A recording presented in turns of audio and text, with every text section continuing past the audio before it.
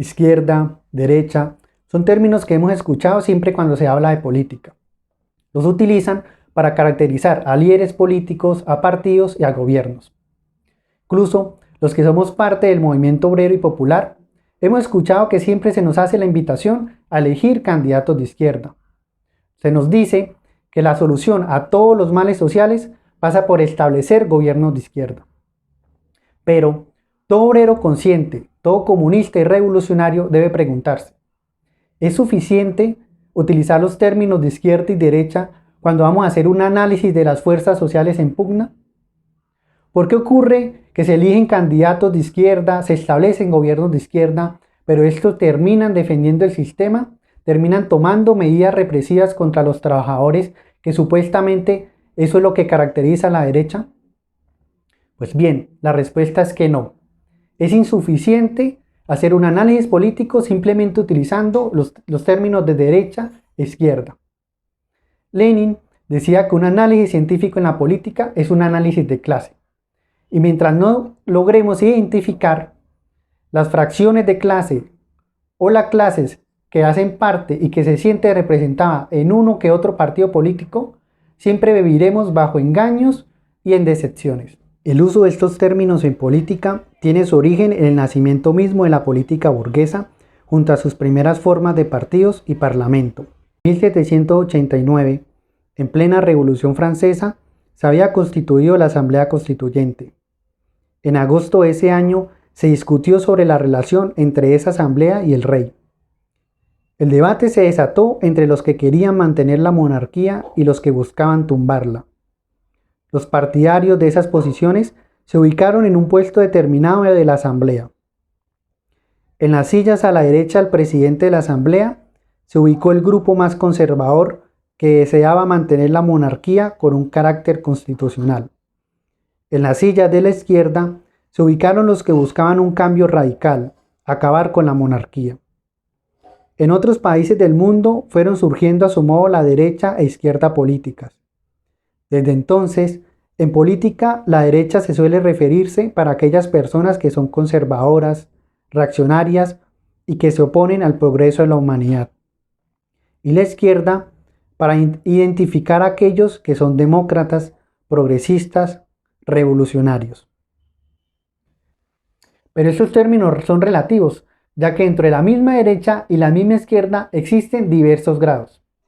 Es por esa razón que algunos prefieren utilizar los términos de derechas e izquierdas así en plural. Y aparecen otros términos como centro derecha, centro izquierda, ultraderecha y extrema izquierda.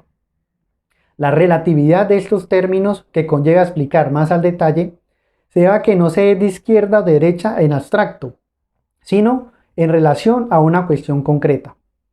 Por ejemplo, Álvaro Uribe es una persona conservadora, reaccionaria, que se opone al progreso de la humanidad. Esto lo ubica a la derecha. Gustavo Petro es una persona demócrata y progresista. Esto lo ubica a la izquierda de Álvaro Uribe. Pero a su vez, Gustavo Petro se encuentra a la derecha de nosotros los comunistas. Porque si bien él es una persona demócrata y progresista, él defiende el sistema capitalista, defiende sus instituciones políticas y solamente busca mejorar la actual situación existente. Mientras nosotros los comunistas buscamos acabar esta sociedad y construir una nueva sociedad sin explotación ni opresión de ninguna índole. En la tradición marxista también se ha utilizado esos términos en el análisis político. El comunismo se ubica en la izquierda del tablero político, pero también se ha utilizado este término para describir a las alas derecha e izquierda de la burguesía o de la democracia pequeño burguesa. En el seno del comunismo también se han empleado los términos de derecha e izquierda. El izquierdismo se identifica como el revolucionarismo pequeño burgués y el oportunismo de derecha o revisionismo para referirse al ala moderada, reformista, conciliadora del movimiento obrero. También se utiliza el término de izquierda en el comunismo para identificar la línea que representa al proletariado revolucionario. En la Conferencia Socialista de Zimmerwald de 1915, los bolcheviques se consideraban la izquierda de los participantes en esa conferencia.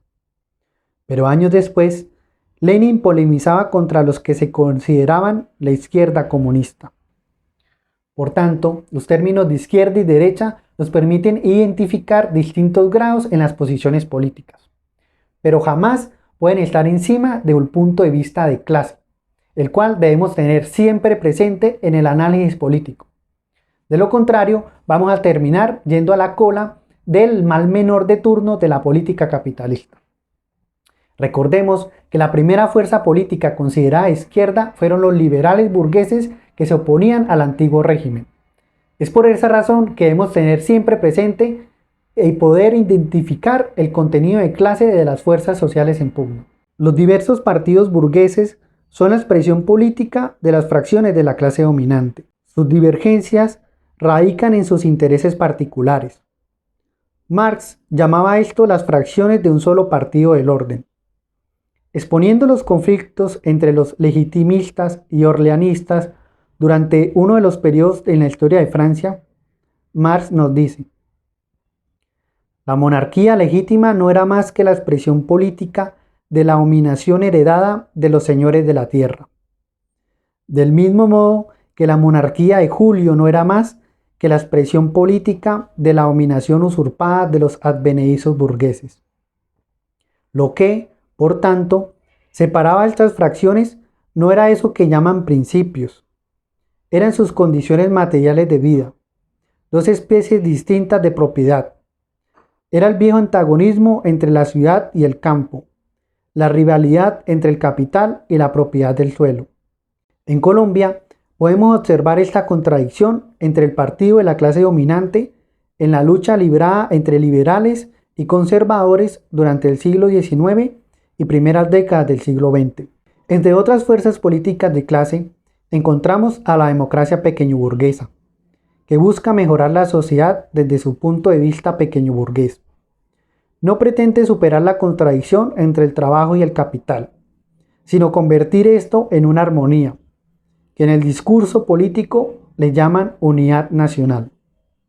Y claro, está la clase obrera, con su propio partido revolucionario.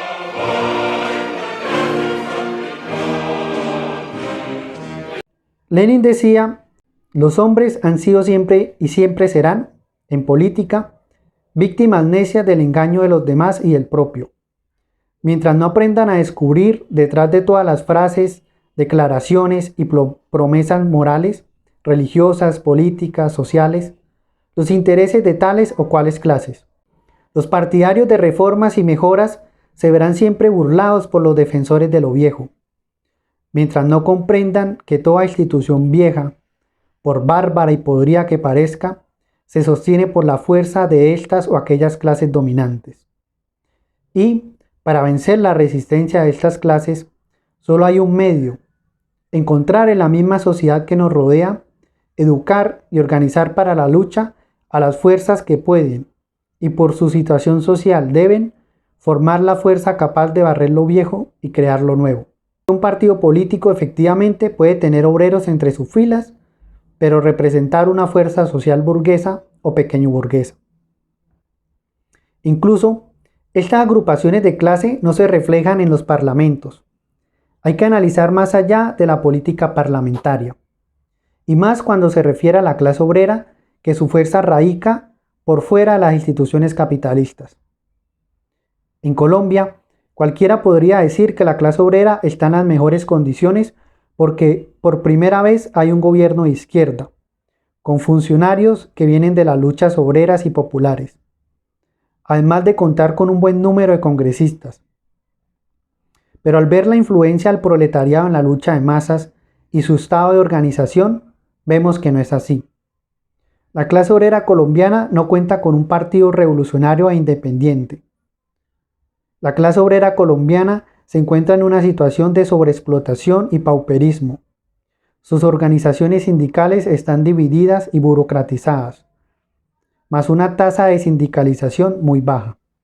En conclusión, en el análisis del momento político debemos establecer cuáles son las clases sociales que se están enfrentando, cómo se agrupan y cómo van cambiando de posición a medida que se desarrollan los acontecimientos.